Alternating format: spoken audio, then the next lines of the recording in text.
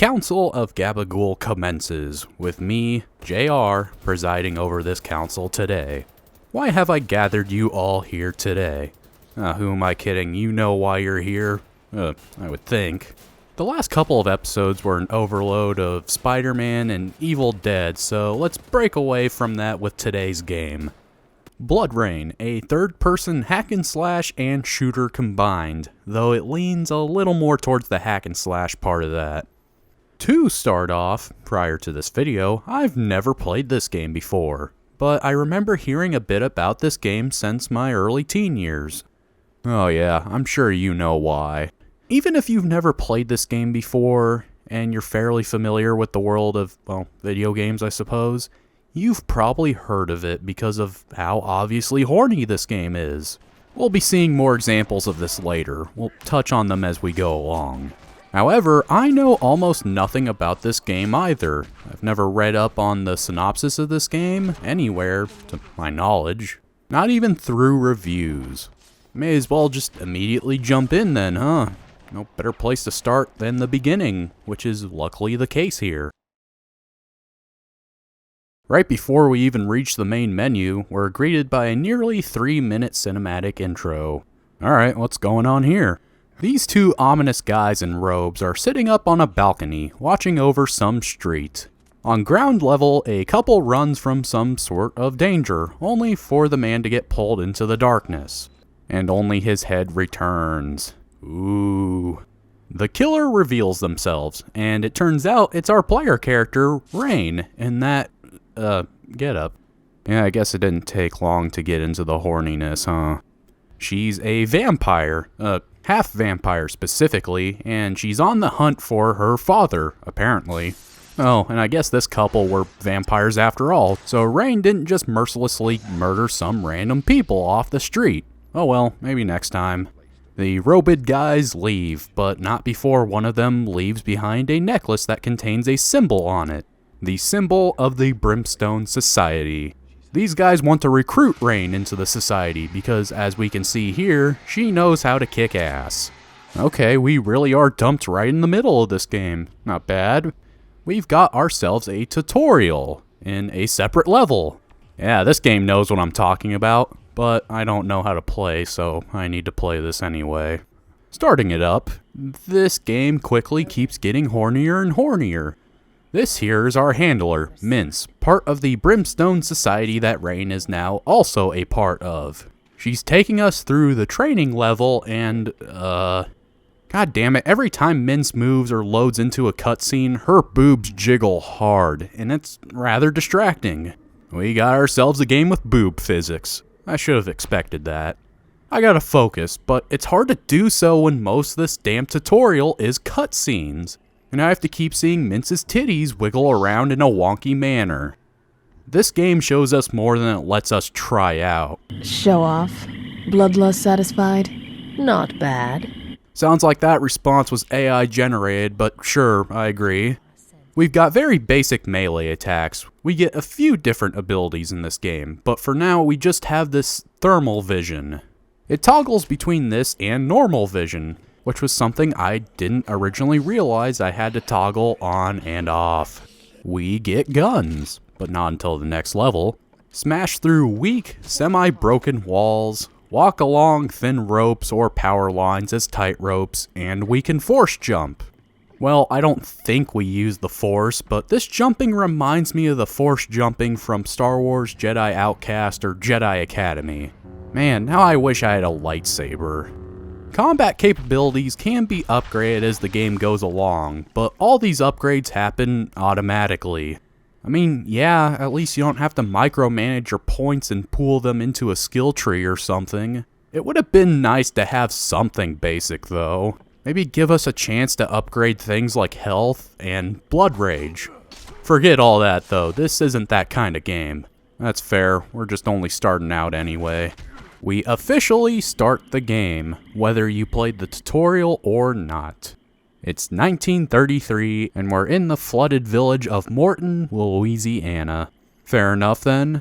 Via airboat, and not the shitty one from Half-Life 2, Mince and Rain make their way to a church, and what's going on is finally elaborated upon by Rain in a small exposition dump. Apparently, there's this disease spreading around and turning people into mutants, who seem to act mostly like zombies. Our mission is to prevent this infection from spreading beyond the village. Along the way, we get a good look at the front of Rain here. Apart from how she looks, because this is 2002 and we don't have facial animation, but we have titty physics. Rain has a very piercing look to her. Her eyes look like they're staring into my soul. God, I'd let her suck more than just the blood out of me, know what I'm saying? Wait, what's going on? Right.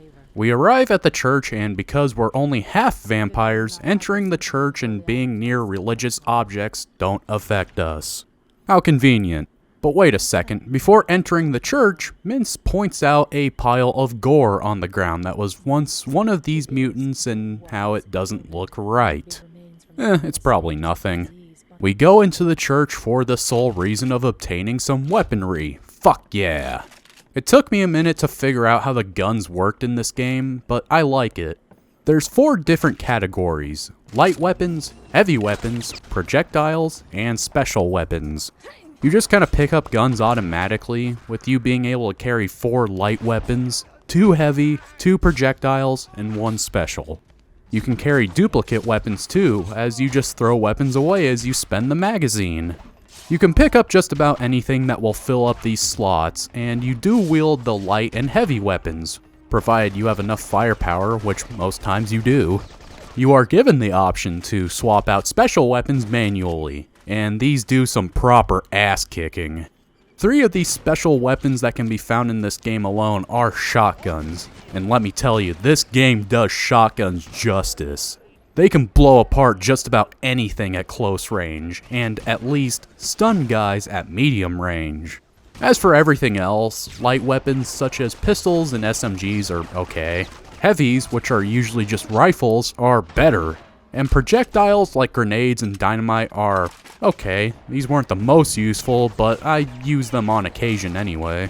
And yeah, special weapons like light machine guns, rocket launchers, and shotguns are powerhouses. Not always the most practical, but they can even wipe out bosses in no time if used right. Just sucks that all these are discarded after the mag runs empty, but at least you can just pick up another one. Even with the inclusion of this arsenal, the game encourages you to stick to melee attacks, so that's what we're doing. Platforming and tight-roping along, we're introduced to the, wait, what are these guys called again? The Marais Wreck. Swamp monster. Yeah, that one. These spider creatures contain the disease that's causing people to turn into mutates, so we obviously have to put a stop to all that. These guys are spawning out of these hell nests, where I really start using Blood Rage.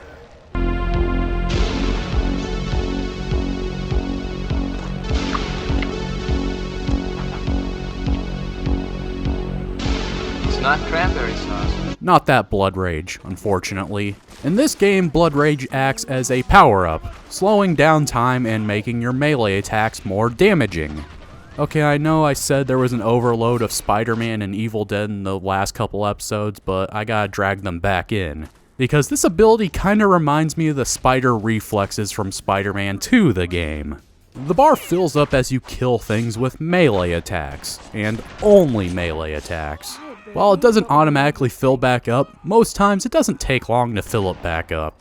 Although, it can only be activated when the bar is full, and it can be turned off anytime before the bar empties. Fine, that works, I suppose. I typically only use Blood Rage for bosses or anything that has a dedicated health bar that fades in and out on the HUD, as it usually drains their health in little or even no time. I'm normally never desperate enough to use it on common enemies, unless I'm low on health and don't want to start the level all over again. Oh hell, about that. Nope, I'll talk about that last point later. Now's not the time. For now, we have to go out and find more of these damn nests, which equals a lot of platforming. Since the water hurts you in this game, you don't want to be in it too much. I mean, even on medium difficulty, it doesn't kill you too fast, but it's still not a good idea to stay in for long. Since platforming is going to be present for the rest of the game, how's that looking? Not utterly terrible. It's more manageable here than it is in, say, a game like Pac-Man World 2. Then again, it helps that my camera isn't fucking fixed here. It isn't the smoothest either, but it works, and really that can describe how this game plays in general. It sure ain't the smoothest, but it does the job good enough, for the most part. Meanwhile, this level is just platforming from house to house or power line to power line, finding these nests and survivors. It really makes you utilize the thermal vision more in this level, but I'm just wondering when we'll unlock the 2 other vision modes and what they even are. Anytime we come across these survivors, we tell every one of them to go to this mausoleum that Rayne and Mince stumbled across earlier in this flooded graveyard, one that contains a grave digger. That's the safe house for these survivors in Mince, which is why I'm doing all this crap myself. 2 of these survivors are women, but for once they look more reasonable in their attire and overall appearance, unlike the other women we'll be seeing for the rest of the game. Matter of fact, the characters that are the most high quality and rendered realistically, relatively speaking, happen to be most of the few women seen in this game, including Rayne herself, though her face still doesn't move a muscle. Everyone else, or everyone else who's a human, looks slightly cartoony and somewhat low-res in comparison. I wonder why. After decimating all the nests and locating all survivors, we have to go back to the graveyard, which the game teleports us back to. Good. I didn't want to have to backtrack and platform through all that shit again. There's Mince just chilling outside the mausoleum doing nothing in particular, except look damn fine. Yeah, she's just standing there and...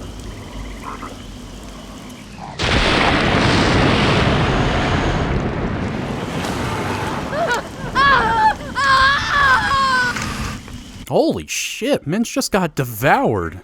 That was quick. Oh, yeah, the survivors are gone too, so it was pointless to save them. Looks like we gotta find the source of these guys again. We chase after one of these spiders. That doesn't last long. We reach the source where there is a ritual book sitting on top of this boat in this watery field of, boats. Where did all these boats come from? Maybe whoever summoned shit from this voodoo book, they also caused all these boats to fall out of the sky. Kinda in a similar manner to Ash's car in the beginning of Army of Darkness or something. Well, I don't think this book is the Necronomicon, but close enough. Oh, yeah, one of the survivors told us that someone had caused all this by reading from this ritual book. What did they summon that's birthing all these demonic spider things, though? The Mother of the Underworld, and our first boss, no less. She's a little tricky at first, but she's manageable once you get a strategy down, which all shouldn't take long. It can get hard when trying to find guys to feed off of for health while platforming over all this water and boats. You feed because you're a vampire and that's how you get health back. It's an important mechanic for sure, but I've got more to say about it. That'll come later too. We got a boss to dominate. If you use the blood rage correctly, then you can bring this mother down in seconds, which I eventually did. She stays down, and all is good now. Hooray! However, Rayne discovers something sticking out of this undead bitch, a considerably pointy object. Rayne pulls it out, and I guess some cosmic force causes it to immediately stab her in the stomach. I don't know, don't ask me, it was out of her control. That's all I know. She passes out and some Nazi guy comes along to rip this artifact out of Rayne. And that's Act 1. Yeah, all that crap we just waded through was Act 1, yet we're not even an hour into this game. There was quite a bit that happened there, but if I had to give this game credit for something, it's that it doesn't waste time. Well, for now anyway. It certainly wastes no time getting to this story. Act 2 is quite a bit longer than the first, and a little more tedious too. Thus far, that's okay. While this whole game is repetitive and kinda tedious, I'm digging it as of this point. Moving on to Act 2, which takes place 5 years later, and in Argentina, where we have to infiltrate this base/dig site. Our enemies are now Nazis. Ah, yeah, that's another thing this game is known for. The endless fun of slicing and dicing Nazis. Though I don't think we scalp them here. Well, sort of. Either way, it's going to get real messy with the amount of blood and jibs we're going to splatter all over the place along our journey. Act 2 officially starts with Rayne in a hotel room and our handler informing us of our next mission, this handler being referred to only as Darkman. Fair enough. But this is important, since he reveals a few missing story details. That Nazi from 5 years earlier, well, he's not only a Nazi, surprise surprise, but one of many on a hit list full of officers. His name is Wolf, and along with many others, are part of one of the teams looking for artifacts that make up the body of Beliar, a long-dead demon guy thing. Yeah, that works. Beliar's body parts are scattered in many places around the world, and one of those parts happened to be one that Rayne found on the dead mother of the undead, and Wolf had yoinked it right away. Our initial mission is to take out all officers on the list, especially Wolf, since he's particularly a bastard. And we also have to confirm that the Nazis are after artifacts of this long-dead demon guy. All objectives bring us to this base I mentioned a little bit ago. The first guy we come across doesn't know we're coming, so we can sneak up behind him and give him a bit of a scare, for laughs, of course. Nah, I'm kidding, we turn him into a semi-recognizable pile of gore. Get fucked. Before we move on though, what's this? Right at the beginning of this level, we unlock our next ability, which is essentially bullet time, except it slows you down too. It's there to help you dodge things like bullets or melee attacks. Maybe I didn't utilize it enough, but I just wasn't feeling it. It doesn't feel as necessary as your predator vision. I didn't find many situations where I thought this ability would improve my chances of not dying. As we go along this level, you quickly find that this is going to go differently than Act 1, apart from slicing up any poor bastard that gets in your way. That part stays consistent for the entire game. While Act 1 was wide open spaces with the only limiting factor being the water, it had an atmosphere to it that was also helped by the dense fog. Now it's soulless hallways with the occasional large open space. This is to be expected from infiltrating the base, but the game begins to feel a little more tedious from here. Not bad by any means, just more the same for a while. Kill any Nazi sumbitch you find in your search for officers. Yes, it may all look the same, but the level designers did try to add some variation in spots. You see, there's this big hub area, the map you start in, and it's split off into a few other sections of the base that are cut off by loading screens. In these separate sections, there's always something different about the lighting or how it's decorated. They were trying, I can say that much, but there still isn't much to see for the moment. I'm just glad there's no stealth shit in this section, or the rest of the game for that matter. That's right, for once we have a game on this show that doesn't have any stealth levels or anything. It's about damn time I got a break from that, for now. Sorry if it sounds like I'm stalling here, but there's just nothing to see or talk about while roaming these halls. I guess I could give mention to these destructible props, as most levels are filled with them. You can destroy beds for shits and giggles, or destroy wood crates for some additional firepower. Hell, even banners have cloth physics to them and can be cut up a little. It's all a little basic by today's standards, but this was cool to see in a game from 2002, I'm not gonna lie. There are a few other things here and there, like how cartoonish the Nazis are in this game. It's not realistic, of course, but I didn't expect anything less from a game that has you playing as a big titty half vampire. It's pretty amusing hearing them scream in agony after dismembering them.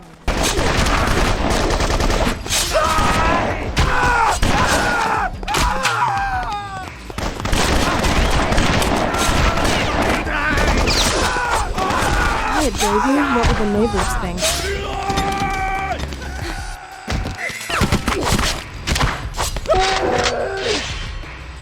Fills me with joy. Oh hey, something to talk about! A proper boss fight in this chapel. It's an officer that also happens to be the priest of this chapel, dressed in KKK-esque robes.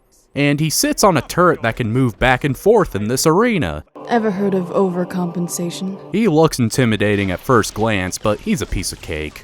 He'll start opening fire on you, you take cover, and wait for him to reload. Then go up behind him where he's exposed and attack. Sometimes you can get some pot shots on him with your guns whenever his turret starts moving away. Soldiers will spawn every so often, so it can give you a chance to pick up more guns. Before long, this guy's out for the count. And luckily for us, he had some documents with him confirming that this base was here for the sole purpose of unearthing an artifact of Beliar.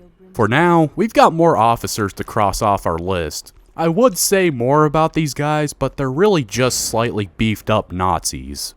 They still go down like bitches, especially the ones that I blow in half with a fucking shotgun. I don't care if you wear a fancier uniform, this is still a shotgun. Last I checked, getting blasted by one will hurt at least a little. God, it is getting really old roaming these halls over and over again. One thing that I somehow didn't immediately notice was that traveling between load zones would repopulate the map once we go back through the area. So every single time you go to a smaller section from that hub map and go back to the hub, it's basically as if we hadn't killed anybody, except for the officers. Rooms will be filled with the same fascist pricks, trying to gun you down from multiple directions.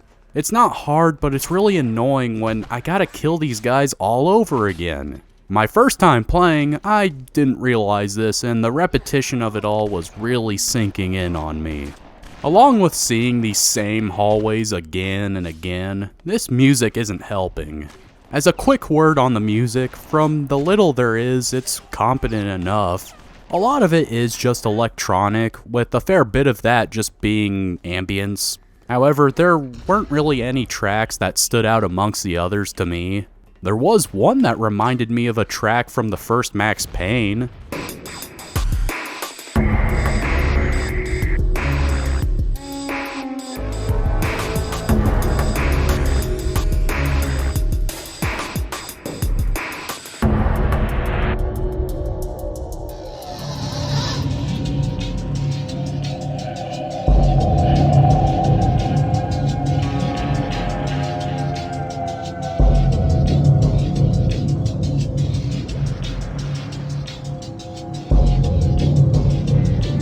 I don't know, I can vaguely hear some resemblance. Anywho, it's fine, but I wouldn't consider the music anything special. After a while, we re-establish contact with Darkman via a radio station, and Rain confirms that these guys are after artifacts of Beliar, and then the handler here orders us to stop them from obtaining any artifact. We also need to destroy the radio to prevent anybody in the base from radioing for backup. No simple grenade will do the trick, we gotta find some specific explosives to take it out with. Okay then. We get this one armored officer, only referred to as Commando with a K. That's how you know he's a boss.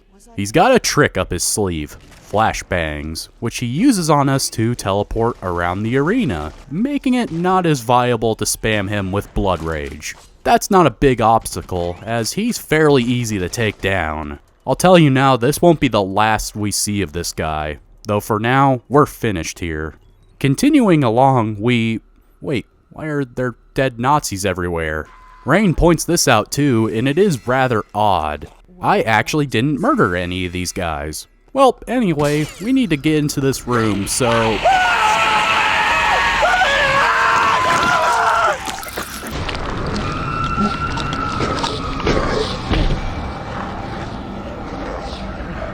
Okay, something's fucky here. What's going on? As it turns out, while the personnel were excavating this palace all the way down below, they stumbled across the Damites, these, unholy creatures that are just a floating head and spine combination. I guess they're a guardian of sorts to this temple of Beliar. They have the ability to possess these soldiers, kinda in a style that vaguely reminds me of the body-hopping slug from The Hidden. Although, unlike that slug, these creatures explode the head of the host body and it is replaced by the Damite's head, and makes them more of a damage sponge. If they don't have a host body, they will just float around and whip people with their, spine, tail thing. A vast majority of the time, they take only one slash to take down, but I swear they sometimes take half a dozen slashes before they drop. It can be inconsistent. Granted, that happens with normal enemies, so that's enough of that. These Nazis really are some dumb bastards. Not just because I got to crush a few with an elevator a little bit ago. You really should pay more attention to safety. As you know, most accidents in the workplace can be prevented. But they allowed these Damites to go loose throughout the facility. Hell, there were a few Damites that were imprisoned in these containment pods that we see a little later. Clearly, the base staff have been very busy, and now they're getting got. There's this officer that gets possessed too, but it doesn't make it harder to take him down. Next, there's a place that's flooded and we need to get around it. The water hurts us a little, which is really no huge problem, but whatever was in the water seemingly jammed up all of our guns. Man, that's a cheap shot. Of course, the reason we are relieved of our weaponry is because we get chased down by swarms of Damites. It's weird that the game took away our guns for that, as in my experience anyway, guns are not all that effective against Damites, especially in their natural form. Even with a few having LMGs and a grenade launcher, not having conventional firearms didn't really bone us. Oh well, we get our weapons back pretty quick anyway. Our next target, this buttress, and yep, of course she looks like this. She's throwing these poor bastards down this pit, which is inhabited by Damites. Gotta put the brakes on this tomfoolery immediately. She meets her demise in the pit, and for good measure, we light up the pit to clear it of any creatures. Only due to the fact we gotta go that way next. Okay, I'm going on too long now, I admit, and if you haven't caught on to it by now, the story to this game really doesn't matter. For a while, I wanted to give this game the benefit of the doubt on that front. It's a simple story, however it felt like it was setting something up, but it ultimately doesn't add up to dick. I'll point out later the moment that I was convinced 100% that the story meant nothing. I'm sorry to throw that out there, but no time for that now, as we gotta move further underground. Not really a whole lot to see around these parts either, just more Damites overrunning the soldiers. While down here, we gotta clear out the wreckage blocking off where we need to go, which requires the use of oversized dynamite and a detonator. Wait, why the hell do I need this detonator? These explosives clearly run on a timer, as this one looks exactly like the same oversized bundle of dynamite we used to blow up the radio post from earlier. And we didn't need any sort of detonator for that one. All set. You better back up. Where's the detonator, Rain? Whatever, it's done. We have to move forward now. Anyway, Commando's back now because the Damites can take over dead bodies. I'll wear you like lederhosen. I'll wear you like lederhosen. Man, he's even spouting taunts at us that were recycled from a Damite-possessed officer from earlier. I don't care that Rain points this out too. This game had a big enough budget to include boob physics on most of the few women that are encountered throughout, but not big enough to include one more Damite line. Fine, we'll go for that, but at the moment, Commando is flashbanging us again. We find him and...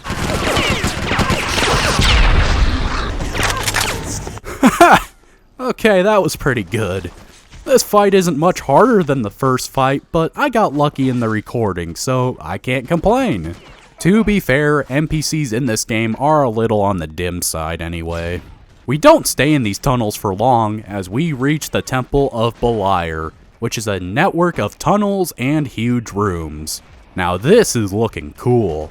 I mean, not the coolest thing I've ever seen, but after the game kept me contained in bland corridors for so long, this is a breath of fresh air. This section kinda reminds me of Zen from Half-Life. It looks interesting, but damn, it's painful to play. Okay, this isn't nearly as bad as Zen, but fuck, there sure is a lot of terrible platforming here too. The game starts to become a little bit of a pain in the ass from here on. It's nothing too straining, just a bit of an inconvenience really. There's usually soldiers above us, shooting down at us with either gunfire or a rocket. Yep. Navigating this place in general is kinda awkward and ever so mildly frustrating. We have to jump from ledge to platform, walk along these narrow walkways upward, and at one point, get to the switch that's on this high up platform for an entrance that's 20 or so feet below it. Of course. We hit it. Oh, right, you interact with switches in this game by literally hitting them. Well, I guess that's something more than just brushing up against buttons like you do in Quake. It's all kinda goofy. We come across some of these Daymite Guardians, who are mini-bosses that we first came across before we entered the tunnels. They're a little hard to fight when not using Blood Rage. It's doable, but a pain in the ass. I usually just spam them with Blood Rage either way. Ah, finally, we reach the chamber that contains Beliar's skull. But, oh god, it's being held by Nylanth! Okay, not really. We just have to platform up to it. Although we got water for a safety net and things spewing this noxious gas dotted around the place, all while darting along more narrow walkways. I just barely make it, with almost no health. We reach the skull, but the skull itself isn't the relic. The eye within it is. It burrows itself into Rain, like the rib from 5 years prior, except this one stays in us. And coincidentally, gives us one last power. Our eye is now able to zoom in and out. It's supposed to help with sniping, but this one didn't do much for me either. You don't really get many weapons that are good at range, other than the RPGs maybe. We now have to escape this chamber, which involves us getting a digger to drop into the chamber and explode, causing the entire place to, explode. Okay. After escaping, we're met with this Hulk Nazi. Huh, if someone showed me a picture of this guy before I knew who he was, and asked me to name the game that he was from, my first guess would have been from a Wolfenstein game. Oh well, he gets the Blood Rage spamming.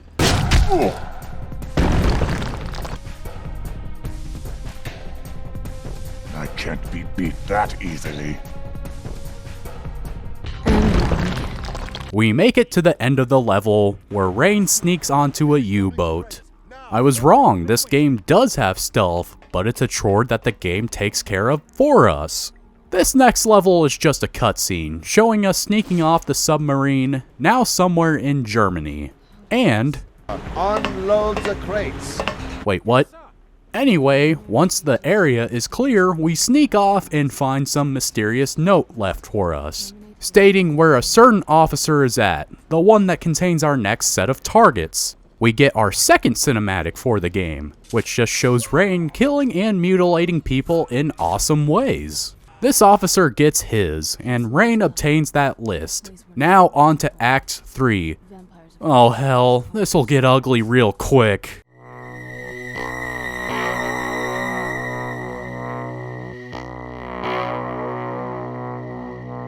So, I should start off by saying this is my second time playing through this game. No, don't go. I promise there's a point to this. I've alluded to this a bit throughout this video, but the reason for this is that because I wasn't expecting to make a video out of this game initially. I just wanted to jump in and play a game I knew virtually nothing about. Quickly though, I found that playing this game was leaving an impression on me. I just had to get my thoughts out. I started taking notes while quickly deciding to make this a video. Because I didn't have the foresight to get the footage the first time around, I gotta go through it again. And let me tell you guys something, because I originally didn't know what would come next with this game, I didn't realize the shitstorm I was heading into.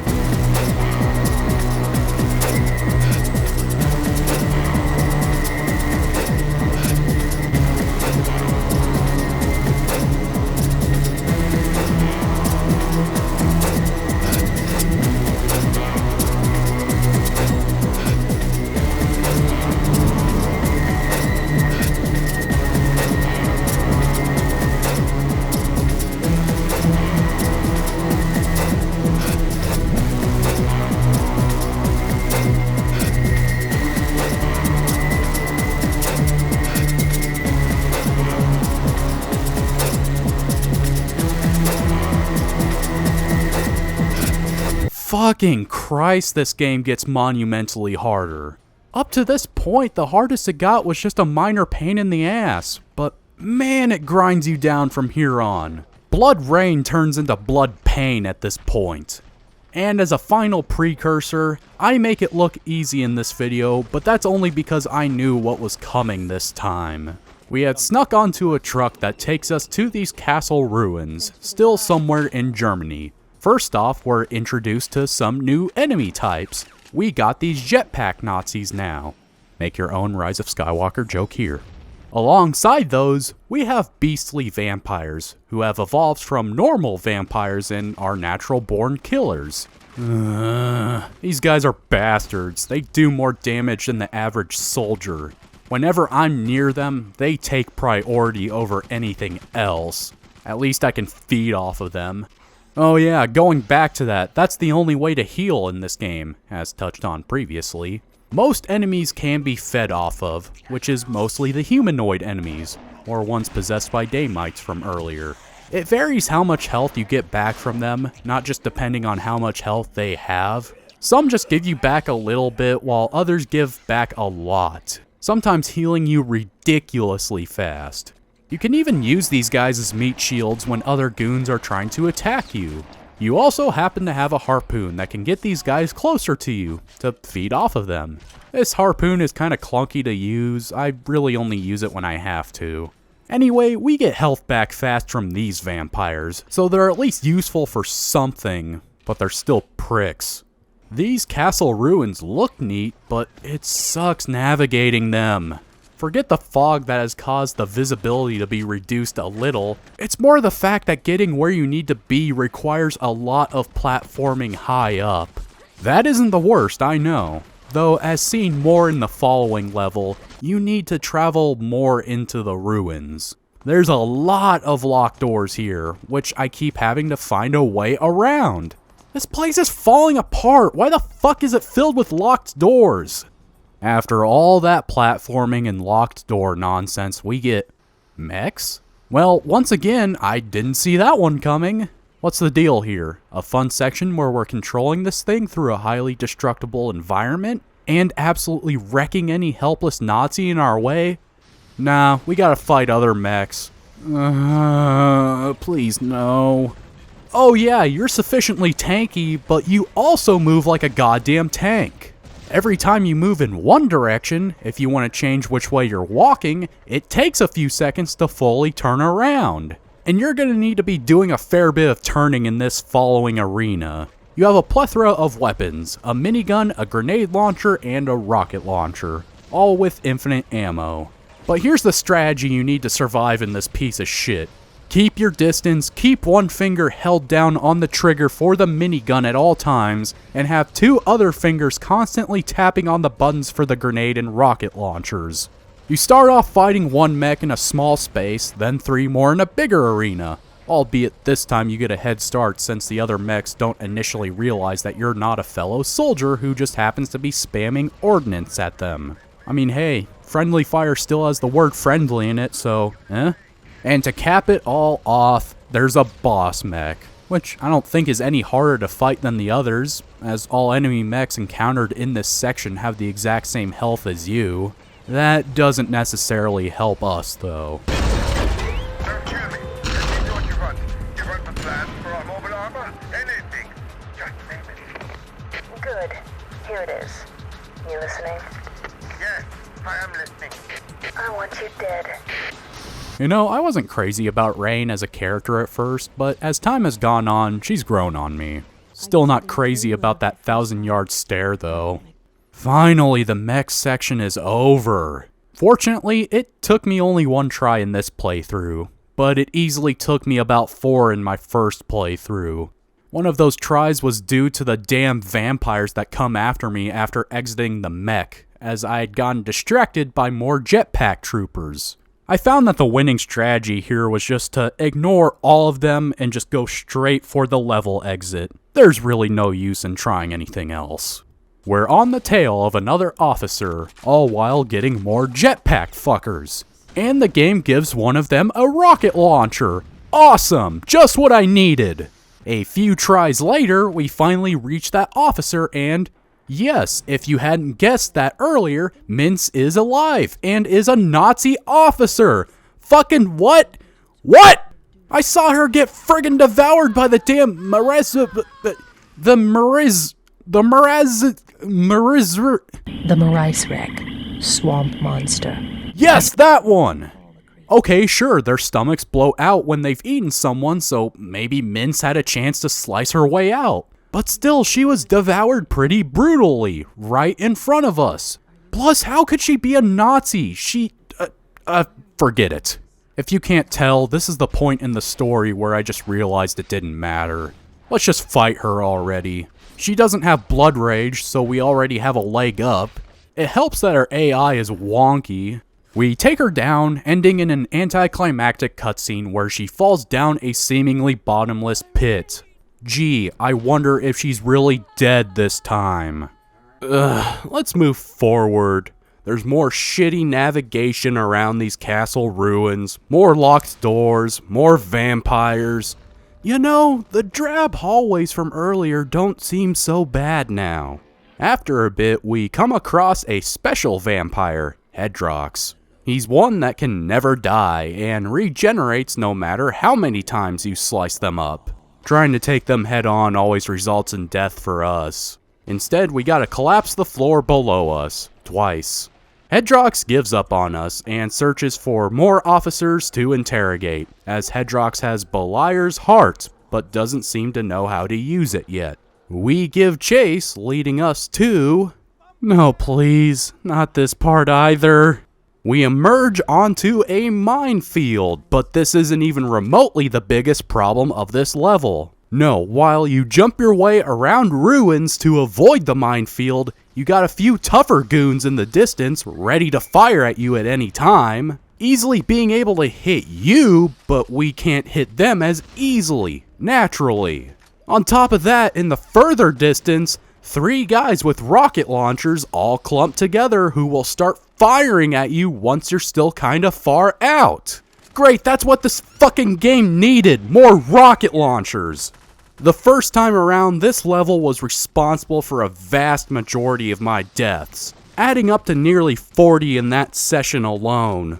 After taking care of these guys, you go up the stairs to be met with another mech. Don't even attempt to attack this guy, you won't win. In this case, you may as well be Mr. Kinney. Just dart your way onto the nearby bridge, which starts exploding a short time later. Great, more of this shit. At the end of it, an officer is waiting for us, along with a posse that includes jetpack troopers. But thankfully, there's no mech this time, which is only somewhat better. After having plenty of chances to heal up, we face up against these weird German twins. Okay, yeah, whatever. We gotta keep going. We're so close to the end by now. Hey, look, Mintz is still alive. Who would have guessed that one?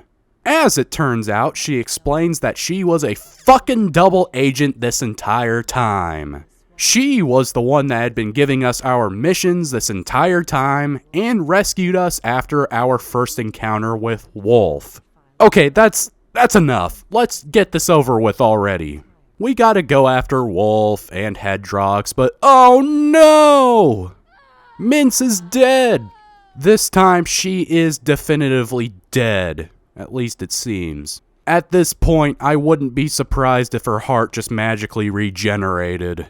Time to take these guys down, which means it's time to go on to the final boss. Oh no. To get right to it, fuck this last boss fight. So it starts you off in a room full of lackeys that you can use to refill your health and gather some ammo. After this point, there will be no other way to heal, so plan accordingly. You emerge into this big chamber, with Wolf and Hedrox in the center. Hedrox tosses an officer's tag to Rayne, which happened to be one from off her hit list. How convenient. It also happened to be the officer that gave Hedrox the info on how to use the Black Heart of Beliar, using this to turn himself into Beliar. We've got ourselves a 3-sided boss fight now, and these shit kickers are the toughest guys yet. Wolf is more or less straightforward, although he has superpowers that allow him to speed away and breathe fire that can easily insta-kill you. He doesn't typically engage in melee combat and usually uses discarded weapons around the arena to fight. It just takes some focus and patience to take him down, but something I didn't realize the first time is that you have to wait to take him down. Oh sure, when the fight begins between you and these assholes, you're free to fight either of them at any time. Beliar, while he looks wicked, has the magical ability to grow in size, an ability that can screw us hard if we're not careful. He first uses this ability after taking some damage, where he will proceed to walk to the center of the arena. He'll burst into flames and his stature will grow noticeably. And, of course, he's invincible while he grows in size. As he gets bigger, his attacks start to become way more frequent, and if he's large enough, will often chain these attacks, making it really hard to break free if he starts attacking you. And if you decide to kill Wolf first, you're fucked. I'm not kidding, the game becomes basically impossible by this point. While you took all that time to take down Wolf, that gave Beliar a chance to continuously grow. He gets so big, in fact, that not only are his attacks practically deadly by this point, he can also attack through walls with ease. Even taking cover won't save you anymore. Oh, and you can only damage this demon fucker by hitting one spot, his heart that you can hardly see. Trying to attack any other part of him won't do a single bit of damage. But wait, maybe there's more to this fight that can give me a leg up, like these destructible pillars. Maybe taking these down will collapse the ceiling or something? Nope, those are just red herrings. You just have to shoot consistently at his heart, whether it be with automatic weapons or explosives. And the walkthroughs I could find online all say you have to kill Beliar first, otherwise the game becomes unwinnable by that point. Gee, I wish I had fucking known that before I had first killed Wolf, and then saved my game immediately after. Oh, that's the final insult to injury. To pick back up on something I alluded to earlier, the saving system in this game is what you'd expect, and that doesn't really become a problem until much later. The game saves at checkpoints between levels, and when you die, it starts the level over. Fair enough, but notice that quick save option listed first. Sweet, this game has quick saves? Not even close. It just means the game will be saved to the latest checkpoint, but it won't write directly into your save file. To load in your game when you boot it up, you actually have to write it into your save. In essence, this quick save option may as well be a lie, as it's not the type of quick saving that gamers were probably used to by this point. That wouldn't be a problem normally, but I really could have used some quick saving during this third act. Or at least during this boss. I die and die and die all over again. The first time was the worst, because I had screwed myself and didn't realize that fact until it was far too late. Once I had read a walkthrough, my tolerance for this bullshit was gone. I had to finish it off with cheats, which I try not to resort to, regardless if it's a game I'm playing for the channel or not. For this playthrough though, I persisted and did things the right way this time. I was able to finish it without cheats, but even with knowing what to do right this time, it still took me nearly a goddamn hour of my life to finish off both of these guys. I'm just going to chalk it up to luck here, as it did not feel skillful at all taking these guys down. I just spammed Beliar with bullets and explosives as fast as I could possibly manage. A tactic that eventually worked. I saved and it was on to Wolf. I started out a little low on health, but one of the merciful things this game does is that if you survive a level long enough while having anything less than full health before dying, you'll start at the checkpoint with more health, if it isn't already full. Good, that helps us since Wolf already has a chunk taken out of him. And the slow-mo ability finally proved useful, as I was able to spam Wolf enough while he was stuck. This happened to fill my blood rage meter enough, and I immediately took advantage of this. Yes, filling Wolf with lead doesn't do much damage, but doing these special attacks will dish out some proper damage. I legitimately beat the game this time, and each boss has their own cutscene that plays after defeating them. All before showing Rayne flipping off these guys. Or flipping off what's left of them anyway. After giving these guys the finger one last time, Darkman narrates as Rayne walks off, saying that the Brimstone Society has located her father. Oh yeah, you guys remember when that plot point was casually talked about in the intro? I guess it wasn't completely abandoned, but I guess it kinda was since we've reached the end of the game. Wow, I certainly had some things to say about this one. What you just watched was a rough recreation of how I first experienced this game, from start to finish.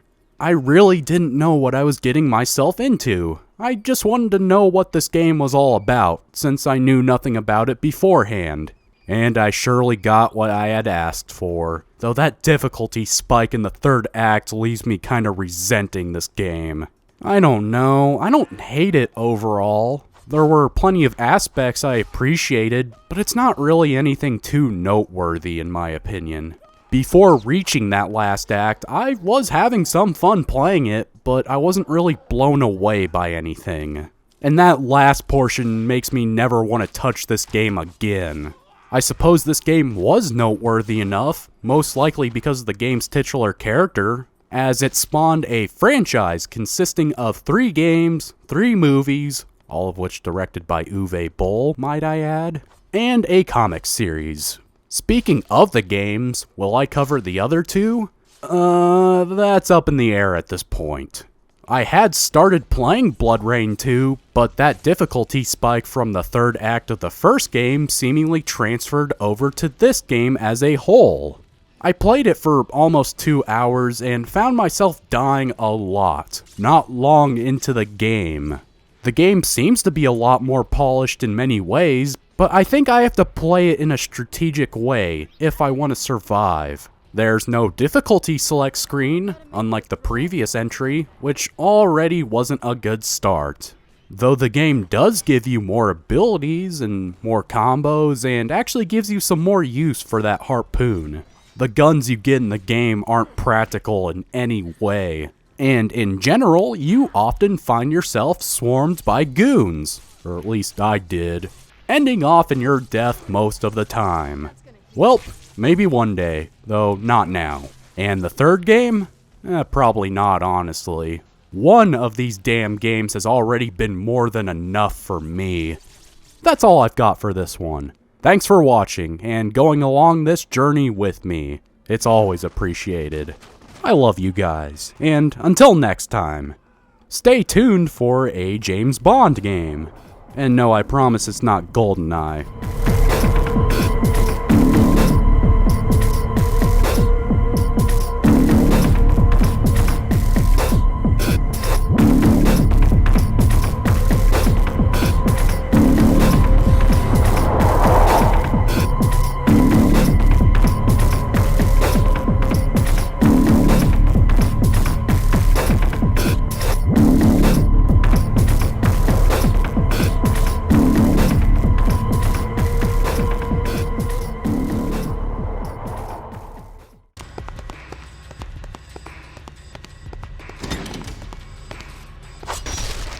Hey, would you look at that? It's the Ark of the Covenant from that one film.